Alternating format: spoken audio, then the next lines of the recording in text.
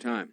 My pleasure, John. Thanks for talking. Take 416-872-1010, Star Talk 8255. Chime in on Uber and taxis and so forth. A message here. Good morning, sir. Seeing Uber and taxis providing the same service on two different fields, why not bring them to a level playing field and meet in the middle? That's what I'm talking about, a new regulatory regime. Coming up on the dot of 6:58. It is 8 degrees out there, going up to a high of 16 today. We're taking some calls on Uber at Star Talk 8255, 416-872-1010. We'll take calls after the news at 7 as well on the Gardiner, as well as having a guest on to talk about one of the options there. Let's go to Peter in Toronto. You have some comments on the whole Uber taxi situation, Peter.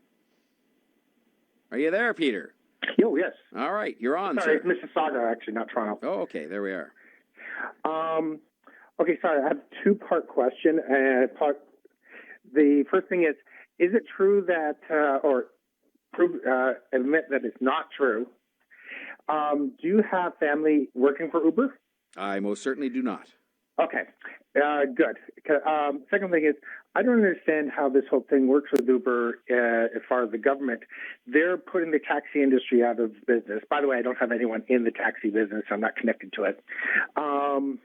Make your point quickly, because I've got another call. They're putting the taxi business basically out of business because they don't have to pay the insurance rates, and they don't have to pay for medallion rentals and things like that. All right, let me, Peter, let me thank you for the call, and I'll respond to that. Not on Uber's behalf, just telling you the facts, which are, yes, you're right. They don't pay medallion rates, and it's unclear what their insurance situation is, and that's why the City of Toronto is in court today seeking an injunction saying you can't operate on an unregulated basis. And that's why I'm so mystified as to why the taxis are protesting when we're in court saying, yes, you're right, we have to have a better situation than this. John, you're an Uber driver, and you think Uber drivers need insurance regulation. Hello? Yeah, go ahead. Yeah. So I'm an Uber driver, and I would think, we need an insurance regulation. That's the major concern. We have like group of Uber drivers. We meet, we chat. We have our WhatsApp group, WhatsApp Messenger group. We kind of share our thoughts, and that's the base. That's the base major concern amongst us that needs to be regulated. The thing with it that if it's like commercial insurance, with the rates of commercial insurance we have, I don't think we can make it because the majority of Uber drivers are part-timers. All right, I've got to stop you there, John, but, that's the bottom line here, is if you can't make it, then that means the competition won't work. Anyway, more to come on Uber on the roundtables coming up. After the news at 7, we're going to talk Gardiner, more transportation issues. I don't think we should tear it down. I just don't think we can in light of existing traffic congestion, which will be made worse. But we'll do that after the news at 7 o'clock. I am very grateful for all the messages that have come in this morning while I've been here, many of them just saying it's good to hear me back on the radio, and I thank you very much for that. It's fun to be back on the radio for this one morning. I will say this to you. One of the things you see in politics, and you see it here at the radio station, I saw it before when I was here, is messages like this that came in at 7:03. Tory, how much money are you getting from Uber? And what a sad thing it is that we've got to the point now where, a lot of these messages are so spiteful and so full of anger and so full of I don't know, it's polarized vitriol. And I just think it's so sad that people it seems like, I don't know whether they're sitting in their basements or somewhere all day, every day, just thinking of negative things to say about everybody. And, I'm a big boy. I mean, I'm in political life, and that's fine. There are going to be people who say these things. But for someone to say that because I have an opinion on a huge public policy issue, that therefore it must mean I'm taking money from Uber, which, of course, is entirely ridiculous, is just, to me, typical of what's going on that causes politics to be in such a bad way these days. And many other things. It's not just politics. I mean, these negative, nasty people who, write comments and spend their whole day writing comments, by the way, mostly under anonymous names, never with their own name attached. If they had the courage to put their own name on it, then I'd say, well, okay, maybe fair enough. But, nobody'd go around accusing anybody of taking money and putting their own name on it because they know they'd probably get sued. Turn to some of the issues of the day and start with Uber. One of those protests we've seen over the years many times, not about Uber, but about many things involving the cab industry. Hundreds of cabs circling City Hall today. The very same day, the city is seeking an injunction in court to try and establish a level playing field. But, what do you think of these protests to begin with? And maybe a comment or two on the Uber issue, Sherry? Absolutely, UberX is a dangerous thing. I mean, these are maybe unlicensed folk. We don't know who they are, what they're doing. Of course, we've seen internationally horrible incidents, women being attacked.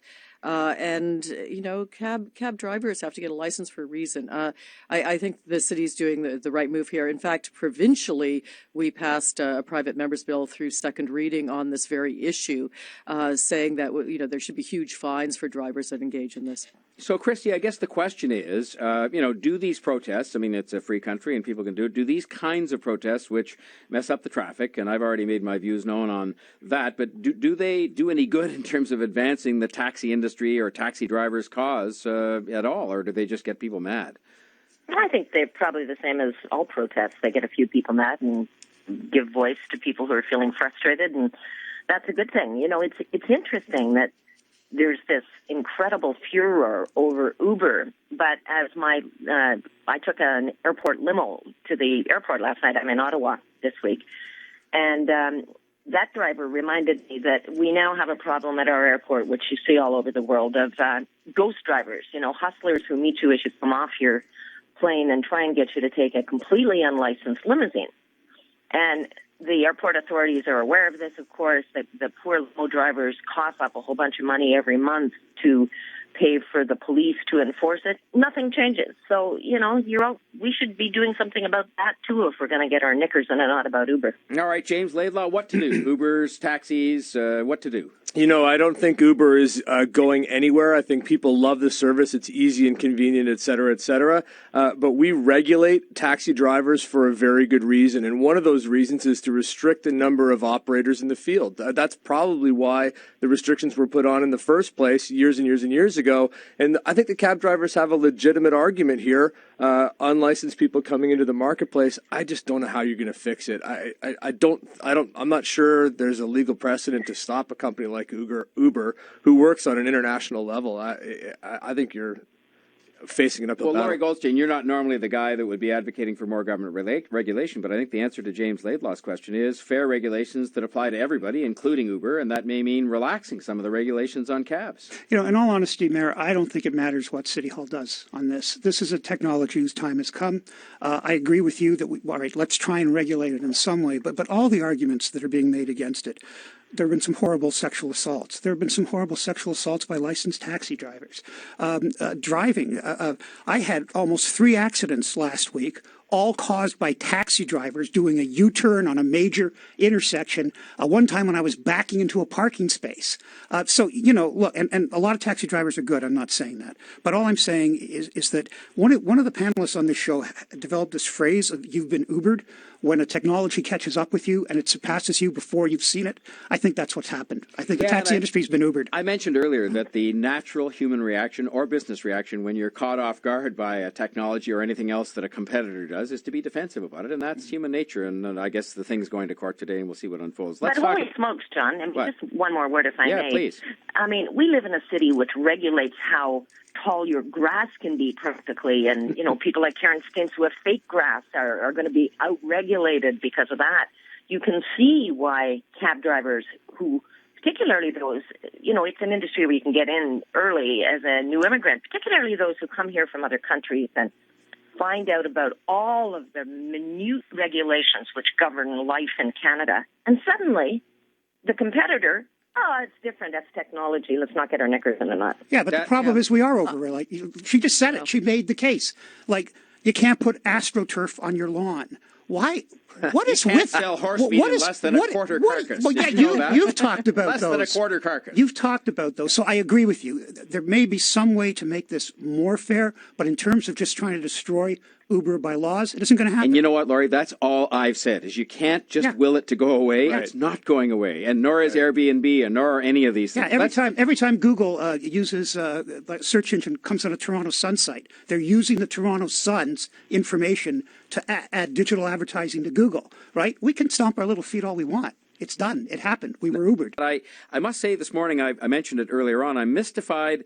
And look, people can second guess what I do all day, and it's wonderful, and I welcome their right to do it, and I encourage them to do it because I do listen to things people say about positions I'm taking. But both the teachers and the taxis, I am mystified why they have these protests. The taxis screwing up the traffic downtown, the teachers really taking it out in a certain way on the students and the parents.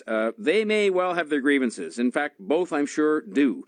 I just don't get why they insist on having these protests that take it out on other people that are not, the targets of their dissatisfaction. The target of the dissatisfaction of the taxis, I guess it could be the city government, although I'd point out we're taking Uber to court today to seek an injunction, and I don't think the protest is going to influence the judge. And in the case of the school board, the teachers, their targets are not the parents and the students, but it's the school boards and maybe the provincial government. So we'll talk about that going forward on the roundtable coming up at 8:45, the second round 2. Well, you're almost there on the Uber taxi thing, okay? Yeah. I do really appreciate and applaud that you're telling people, look, the future is the future. These apps aren't going away. The desire of people to do business one-to-one with one another is not going to go away. But I kept hearing you all morning long talking about regulating Uber. How about fewer regulations on the cabs and believe in free enterprise and people's ability to contract with one another? I'd love to stay and debate that with you, because I think we'd end up agreeing, because I think that's where we'll end up, which is less regulation on the taxis, which might actually even cause the prices to come down. But we still have to have the basic regulations that have to do with insurance and safety and so on. I don't give a damn if the guy who picks me up and drives me somewhere has insurance. I got a medical card. What if you ended up in an accident and losing a leg or becoming paralyzed? Would you care then about whether they had insurance? Well, this happens in cabs, doesn't it? Well, I know, but, for the they're most regulated part, now. You know what? I don't sit around and fret about somebody maybe breaking into my house. I don't worry every time about the biggest possible. You have insurance at your house. I have medical insurance. You have insurance on your car. Well, you have to, yes. Yeah, well, and you have insurance at your house. Some of the insurance I have, I'm forced to have. Do you notice, ladies and gentlemen, he's not answering my question? No, I'm answering that a lot of these cases, I have things I'm forced to have. I understand. There's a reason sometimes for that. Well, yeah, because God, I miss the old days of debating you in the preparation room. Here's the mistake we made. Yes, sir. The mistake we made years ago was calling you guys lawmakers. So now you think you have to do that all day long. Okay, well, there you go. Jerry Agar.